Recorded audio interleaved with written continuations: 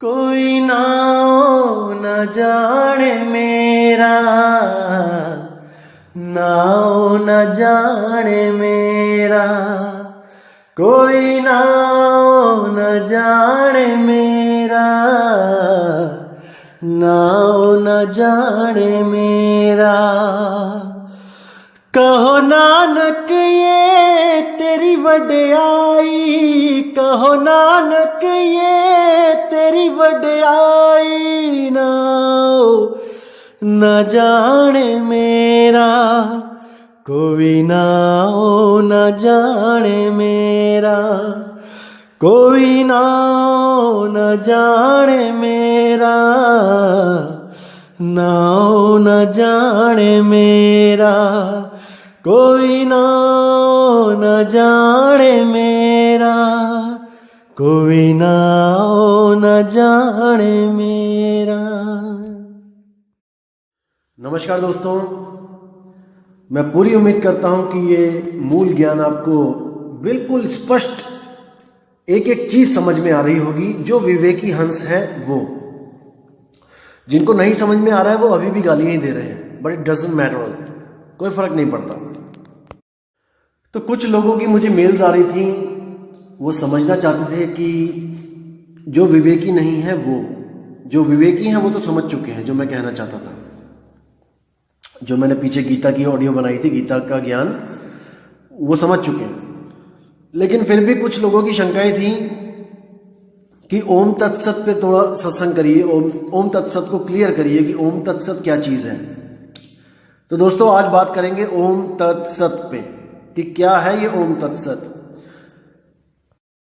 तो जैसे कि आप देखेंगे कि अध्याय 17वां, उसमें जो श्लोक 24वां है वो है तस्मात् ओम इत्युदाहत्य। ये वाला श्लोक जो है, इसका आप अर्थ देखेंगे, साफ लिखा है कि अतएव योगी जन ब्रह्म की प्राप्ति के लिए शास्त्र विधि के अनुसार यज्ञ, दान तथा तप की समस्त क्रियाओं का शुभारंभ सदैव ओम से करते हैं।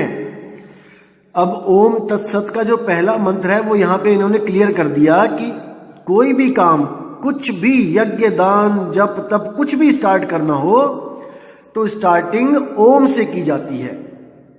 तो ओम तत्सत में जो पहला मंत्र है ओम, वो यहां पे क्लियर हो गया। अब इसमें और कुछ समझाने की जरूरत नहीं है। अब बात करेंगे तत् की, कि तत् क्या चीज है। इसी के अगला श्लोक आप पढ़ेंगे तो वहां पे साफ लिखा हुआ है, मनुष्य को चाहिए कि कर्म फल की इच्छा किए बिना विविध प्रकार के यज्ञ, जप तथा दान को तत् शब्द कहकर संपन्न करे। यानी कि जैसे कोई आप काम करना स्टार्ट करते हो तो आपने उच्चारण करना है ओम, और जैसे ही आपने उस यज्ञ को, उस पूजा पाठ को समाप्त करना है तो आपने शब्द बोलना है तत्। यानी ये सांकेतिक है। जैसे कोई यज्ञ होता है तो उसमें एक सांकेतिक वर्ड और होता है स्वाहा।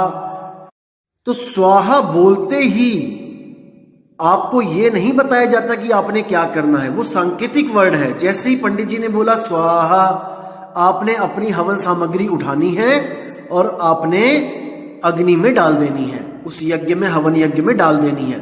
ये सांकेतिक है, इसमें सबको बोला नहीं जाएगा अलग अलग को कि आप भी डालो, आप भी डालो। सांकेतिक है, बोला स्वाहा तो यानी आपने उठा के उसमें डाल देनी है। इसी तरह कोई भी काम स्टार्ट करना है तो वहां पे बोलना है ओम, और जैसे ही वो काम समाप्त हो गया तो वहां पे बोलना है तत्। अब आगे क्या बोलते हैं, आगे देखिए। कहते हैं कि तत् शब्द कह के संपन्न करें। ऐसी दिव्य क्रियाओं का उद्देश्य भव बंधन से मुक्त होना है। जो हमर यज्ञ किए उनसे भव बंधन से मुक्त होना है। यानी तत् शब्द बोला और भव बंधन से आप मुक्त हो जाओगे। लेकिन अभी भी एक चीज रुकी हुई है उसमें, वो क्या है, वो है सत्य। अब इस सत्य पे बात करते हैं। अगला ही आप देखेंगे श्लोक, उस पे सत्य के बारे में बताया गया है कि परम सत्य भक्तिमय यज्ञ का लक्ष्य है। यानी परम सत्य जो है वो भक्तिमय यज्ञ का लक्ष्य है। यानी यज्ञ करने का लक्ष्य है परम सत्य, और उसे सत्य शब्द से अभिहित किया जाता है। यानी इस ओम तत्सत में उसे सत्य शब्द से याद किया जाता है, उसे पहचाना जाता है। हे अर्जुन, ऐसे यज्ञ का संपन्न करता भी सत्य कहलाता है। अब इसको समझो कि जो ऐसा यज्ञ कर रहा है वो स्वयं सत्य कहलाता है। जिस प्रकार यज्ञ, तप तथा दान के सारे कर्म जो भी परम पुरुष को प्रसन्न करने के लिए संपन्न किए जाते हैं वह सत्य है। हो गया बिल्कुल क्लियर कि ओम तत्सत में ओम क्या है? हर काम को, हर पूजा अर्चना को स्टार्ट करने से पहले ओम, यानी कि जैसे आप देखते हो कि कोई भी मंत्र है, कोई भी आप हिंदू सनातन धर्म में कोई भी क्रिया देखोगे तो पहले ओम का उच्चारण है। तो वो पहले ओम बोलना है, उसके बाद जब क्रिया खत्म हो जाएगी, कोई यज्ञ हवन समाप्त हुआ तो तत् बोलना है, और आपके जो मन के भाव है वो होने चाहिए बिल्कुल शुद्ध, सात्विक। तो आप ही सत्य हो जाओगे, आप ही सत्य कहलाओगे, और पूरा जो कार्यविधि होगी वो ओम तत् सत्य पे संपूर्ण हो जाएगी। आप परम पुरुष को प्रसन्न करने में सक्षम हो गए हो। अब इसी ओम तत्सत का एक विपरीत भी है। वो क्या है? ओम तत् असत। आपको केवल ओम तत्सत बताया जा रहा है अभी तक दोस्तों। अब आपको मैं बताता हूं ओम तत् असत भी होता है। अगला श्लोक देखिए, उसमें क्या बोला गया है? अश्रद्धया वाला कि हे पार्थ, श्रद्धा के बिना यज्ञ, दान या तप के रूप में जो भी किया जाता है वह नश्वर है, वह असत कहलाता है, और इस जन्म तथा अगले जन्म दोनों में ही व्यर्थ जाता है। ये आखिरी श्लोक है जिसमें असत्य का भी सांकेतिक ज्ञान दिया गया है कि अगर आप बिना श्रद्धा के कोई भी यज्ञ, दान, तप करते हो और उसमें ओम तत्व भी बोल देते हो, जैसे आपके मन में बिल्कुल श्रद्धा नहीं है और आप मजबूरी में कोई यज्ञ कर रहे हो, जैसे कोई भी यज्ञ आप कर रहे हो और आपके मन में बिल्कुल श्रद्धा नहीं है कि मैं इस यज्ञ को करूं, लेकिन एक लोक लाज में आके आप इस यज्ञ को पूर्ण करना चाहते हो, खर्चा भी ज्यादा हो रहा है, दिल भी दुखी है, तो आपने यज्ञ करने से पहले ओम भी बोला और यज्ञ समाप्ति पर तत्व भी बोला, लेकिन आपके मन में सत्य नहीं है, श्रद्धा भाव नहीं है, तो वो यज्ञ ओम तत् असत्य कहलाएगा। लेकिन अगर आपके मन में पूरी श्रद्धा है, आप पूरा अपने मन से ये करना चाहते हो, श्रद्धा भाव से करना चाहते हो, तो आपका यज्ञ ओम तत् सत्य कहलाएगा। ये फर्क है ओम तत् सत्य और ओम तत् असत्य में, ना कि ये कोई मंत्र है। ये कोई मंत्र नहीं है मेरे भाई, ये आपको सांकेतिक ज्ञान दिया गया है कि यज्ञ को कैसे शुरू करना है और यज्ञ को कैसे संपन्न करना है और यज्ञ करते हुए अपने मन के भाव कैसे होने चाहिए।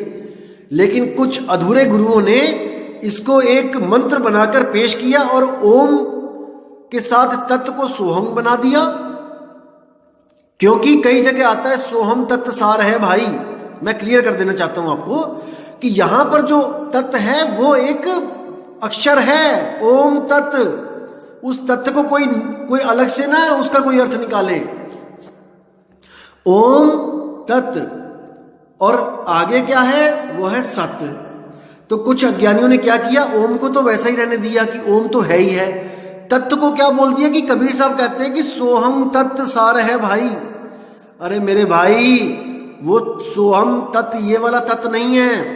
कबीर साहब कहना चाहते हैं कि बाकी तत्व नाशवान है, लेकिन सोहम यानी कि आत्मा ये अविनाशी है, ये सार है। सोहम तत्व सार है भाई, यानी आत्म तत्व वो सार है, वो असार नहीं है। उस सोहम की खोज कर, वो सोहम तू आप ही है।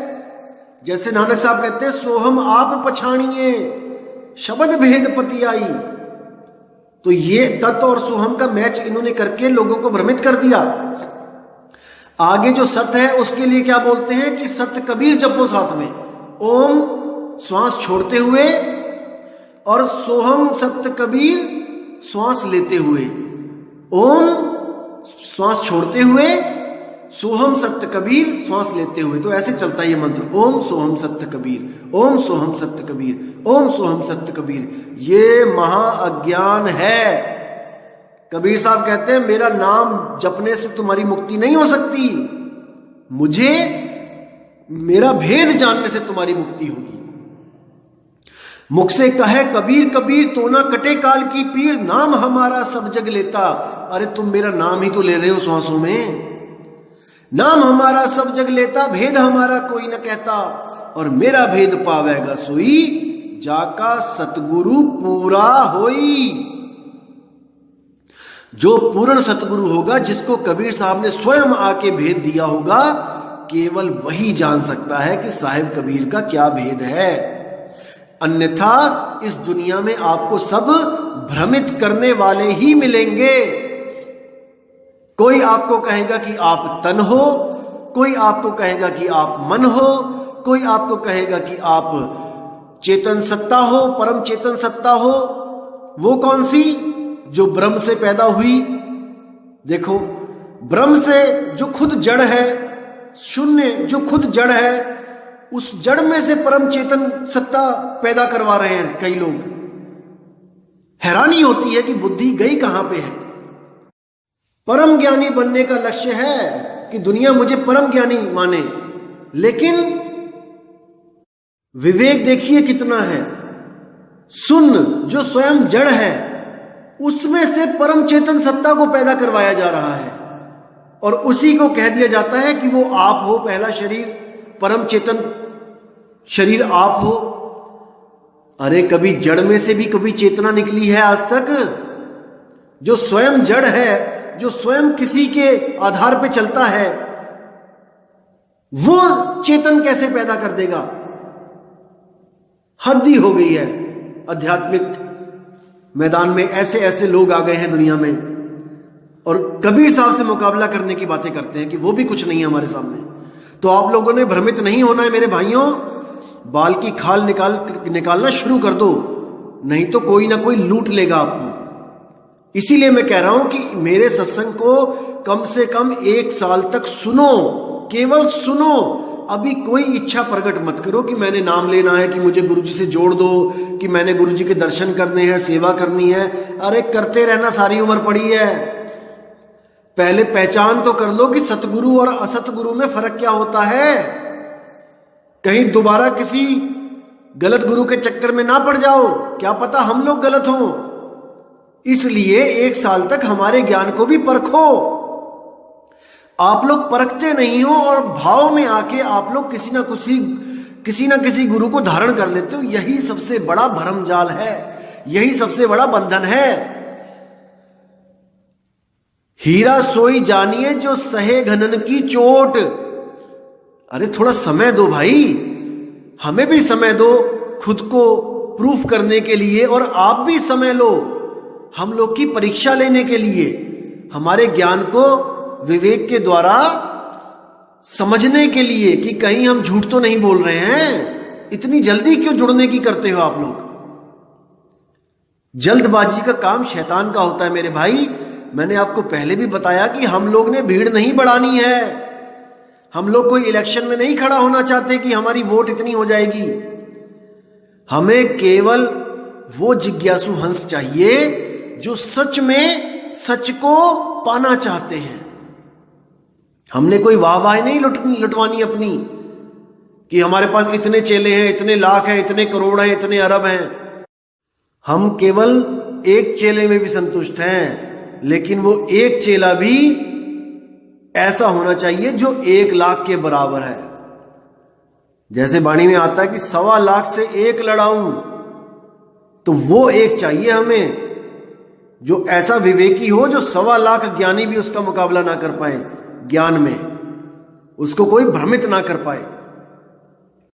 तो दोस्तों, अब मैं आपसे विदा चाहूंगा और उम्मीद करता हूं कि ये ओम तत्सत का जो जाल है ये आज टूट जाना चाहिए, और ये टूट गया होगा। विवेकी शिष्य जो हैं, विवेकी हंस, वो पहचान चुके होंगे कि कहाँ पे भ्रमित किया जा रहा था उनको। और मैं आगे भी गीता का ज्ञान ऐसे ही आपको समझाता रहूंगा ताकि आपके मन में जो थोड़ी बहुत शंका भी हो वो भी खत्म हो जाए। जैसे मैंने आपको पहले ही बोल दिया कि जो सत्य है, गीता का सार है, वो पहले अध्याय के बाद जो दूसरा, तीसरा, चौथा है वहां पे खत्म है। चौथे में तो केवल गुरु की बात करी है उन्होंने कि गुरु धारण कर। जो सार है वो दूसरा और तीसरा ही सार है। दूसरे तीसरे से आगे जाने की भी जरूरत नहीं पड़ेगी अगर आप वहीं पर उसको समझ जाओगे तो। आगे के जो अध्याय हैं वो उनके लिए बोले गए हैं जिनमें विवेक कम है, बुद्धि कम है। जैसे आप किसी दुकान पे जाते हो तो सबसे पहले दुकानदार सबसे अच्छा कपड़ा लेके आता है, सबसे बढ़िया वाला दिखाता है, ये देखिए सर। आप पूछते हो कितने का है, वो कहता है 8,500 का है। तब आप क्या कहते हैं, नहीं नहीं नहीं कोई सस्ता दिखाओ।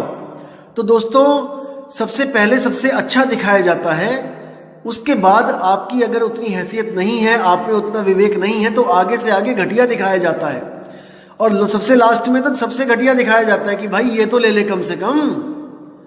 तो दोस्तों मुझे पता है कि आप पूर्ण विवेकी हो, आप शुरू में ही समझ चुके हो कि हमें सबसे पहले क्या लेना है, कौन सा ज्ञान हमारे लिए हितकारी है, क्योंकि युगों युग बीत चुके हैं हम इस ओम तत्सत के चक्कर में भटकते हुए।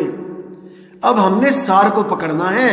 सतगुरु ऐसा चाहिए जैसा सूप सुहाए, सार सार तो गही रहे, थोथा दे उड़ाए। तो उम्मीद करता हूं आपने थोथा उड़ा दिया है। तो दोस्तों इसी के साथ मैं विदा चाहूंगा और अगला सत्संग बहुत जल्दी मैं पोस्ट करूंगा।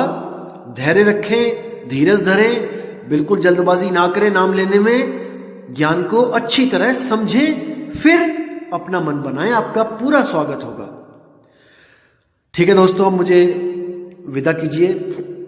जय गुरु बंदी छोड़ मदन साहिब, जय गुरु बंदी छोड़ वैराग साहिब, जय जय बंदी छोड़ सतगुरु सत्य कबीर साहिब की सदा ही जय हो। साहिब बंदगी सतनाम।